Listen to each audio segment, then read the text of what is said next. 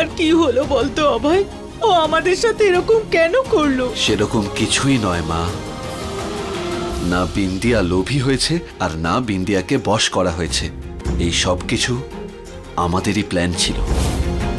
সবকিছু তো শেষ হয়ে গেল বিন্দিয়া, পেপারও সাইন হয়ে গেছে, এবার কি? আমি জানি ওই মিঠাই আমাদের সবার সাথে খুব নোংরা চক্রান্ত করেছে, কিন্তু এই ষড়যন্ত্রের জবাব আমি ষড়যন্ত্র করেই দেব।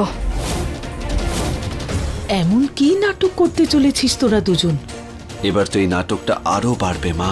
এই লোকগুলোর চোখে আমি আর বিন্দিয়া একে অপরের বিরুদ্ধে, কিন্তু ওরা এটা ভাবতেও পারবে না যে কিভাবে আমি আর বিন্দিয়া একসঙ্গে এদের উপর প্রতিশোধ নেব।